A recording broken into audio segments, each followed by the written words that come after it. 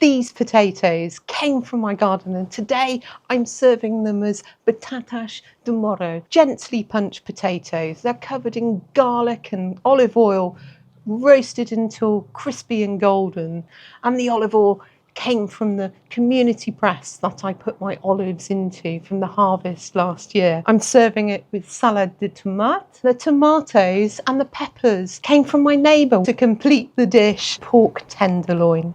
Hi, I'm Helen and welcome to Helen's House and Garden. I've got a pork tenderloin and I've just patted it down to remove any excess moisture. Just trim it up a little bit and take these bits of sinew away. Nice sharp knife, and watch your fingers, and you just want to gently go through and take off all these membranes and just trim up the pork. But it is really worth spending that little bit of extra time on your prep.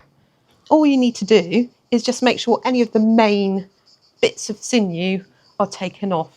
I'm going to marinate the pork in a Ziploc bag, but you can do this in a bowl. It's great if you can do this and leave it overnight, but even half an hour make all the difference. Into the bag, about half a teaspoon of ground pepper, a couple of bay leaves, half a teaspoon, and I've got sea salt, a decent teaspoon of paprika. You can use smoked, sweet, or even with a hint of chilli to your preference. Half a glass, I don't know, about 50 mils of wine, whatever wine you've got on hand, and a really good glug of olive oil. Be generous with the olive oil because pork is quite a dry meat. Drop your pork into the marinade, seal the bag, and then give it a really good massage. Make sure all the spices and salt and wine and olive oil's combined, and then pop that to one side and we'll get on and prepare the potatoes. I forgot to put some garlic in the pork marinade, so I'm just going to smash up some garlic, add it into the bag, give that bag a massage, and that will be fine. These are the potatoes that I just harvested from the garden, and they're super fresh. If you want to see the harvest, check out the video and give me a like, share and subscribe whilst you're at it. And I've just rinsed them under the tap and just clean them off with my hands. Going to boil them.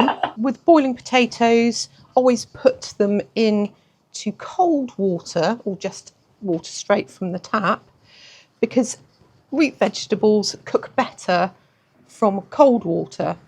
Anything that grows below the ground usually cooks best from cold water to bring it up to the boil. Anything above the ground, like peas for example, pop into boiling water to cook them. And I want to cook them until they're almost cooked. Batatas de Murro is actually punched potatoes, and we will punch them before we put them in the oven. I've put my oven on to preheat, and that's for the potatoes and the pork. I've strained the water from the potatoes. They're hot. I've seen Portuguese people do this by having 2 tea towels and they just smack down with clean tea towels. I'm going to do it with a rolling pin. We don't want to completely smash them, but we do want to just break them slightly and then put them into a dish. This is a dish I've seen all over the place in Portugal, even in the supermarkets. They'll have a big tray of these at the food counters. To make these, you can put them on a tray in the oven on a layer of salt and just bake them. I think it depends on where in Portugal you live as to which one is more traditional to do. It's a bit like the caldo verde soup. I've got a recipe for that if you want to know how to make Portuguese green soup, which is delicious. I have slight variations. Using olive oil, be generous with the olive oil. It's very healthy. I've chopped some garlic, putting this all over. Again, be generous with the garlic or not so generous, depending on how you like garlic. And finish with a touch of salt. And again, I'm using sea salt. And these go into the oven until they're nice and just crispy slightly around the edges, and you'll smell and see when they're ready. One of the great things about Portugal is so many people grow their own fruit and vegetables, and my neighbour does too. And she swapped with me some beautiful tomatoes and some peppers, and she actually gave me some feijão as well, which is beans, which are delicious. So in return for some vegetables, I swapped her some of the new potatoes, some lemons from the storm damaged house, and some apricots. So with these, I'm going to make the Salada de Tomate, very traditionally served in restaurants and with all sorts of dishes. Often you'll have a salad on the side, very simple salad, but so tasty. I'm going to start with onion. If you find onion a little bit harsh, I've got a trick for you that makes it not so hard to digest. Slice up your onion, and I'm going to put garlic in this way as well. So you're keeping all the health benefits. And I'm going to water bath it. It's kind of a quick pickle. Add water to cover, a decent squirt of vinegar. This is just some red wine vinegar. And to that, I'm going to add some salt as well. Just a sprinkle. Give that a stir and then pop it in the fridge. Here's the lovely tomatoes. Chop them whatever way, slice them. And I always like to take out the little bit which is where the stalk was attached to, because that's not nice to eat really. It's quite hard. I'm going to rough chop lots of little chunks. Delicious pepper, slice or chop. So tomato, pepper, onion, garlic, salad. Fantastic. Let's put some parsley in. Stalks and all, rough chop. In it goes. I'm going to put some lemon juice in here. See if I can do this without splashing the camera. Let's add some more flavour. Some of the red wine vinegar. A decent glug of olive oil, some salt to taste, and pepper. Here's the onions and garlic. Just straining that out. Give it a good shake to get any excess water out of it, and then straight into the salad. And give that a really good mix and pop that into the fridge. It's time to cook the pork. Have a pan, and I'm going to put some olive oil in the pan, and this is olive oil from the local lagar. Last year I harvested the olives, and you take them to the lagar and they process them for you. It goes into the community press.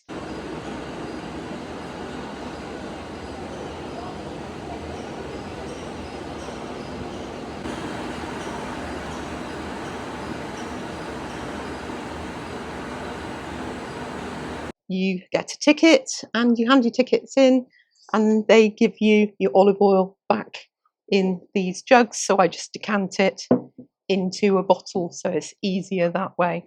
Maybe this year the olive harvest will be enough so that I can take my olives down and actually get my own olive oil back.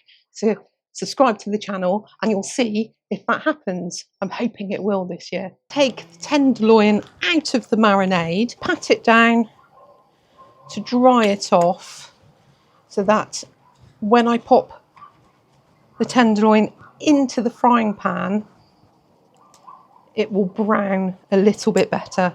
If it's too wet, it won't brown particularly well. So let's heat up the oil.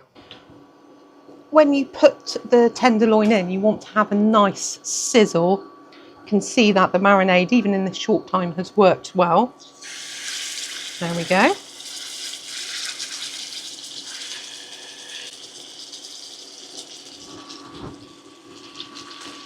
And I'm going to cook that for a couple of minutes on each side, just until you've got some browning on there.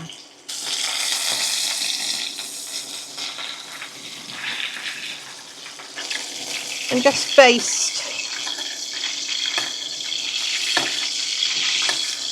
with the oil. And there we go, straight into the dish. And I'm going to roast the tenderloin in the oven at 200 degrees, and I want the internal temperature to be 64 before I take it out to rest it. If you like simple garden to kitchen to table recipes, consider subscribing to my channel. I'd love to have you come along and let me know. Are you growing fruit and vegetables? What are you growing? And have you been able to swap with your neighbours? I'd love to hear from you. Let me know in comments. Look at this. The pork is ready. It took roughly 45 minutes. It's rested for about 20 minutes. So let's get in and cut some and see what it looks like inside. It does smell really good. I'm really looking forward to trying this. Let's go straight down the middle. Oh, that feels really succulent and juicy. So let's plate up. Really, really looking forward to trying this. Let's have a couple of slices there.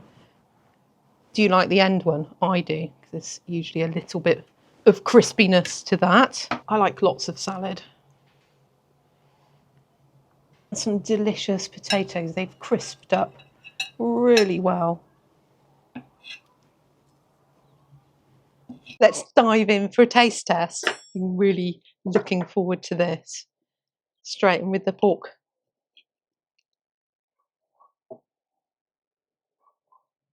That's full of flavour. Nice, tender, juicy. Absolutely delicious. Even though it was marinated for a short while, taste all the flavours of the marinade that I put in there. So that's perfect. Let's try the potatoes next. They're looking lovely and crispy. You can hear the crunch on those. Let's dive in. I know I'm biased because they are my own potatoes, but they taste exceptional. If you haven't tried these, I recommend you have a go at them. Let's tuck into the salad, grab a bit of everything.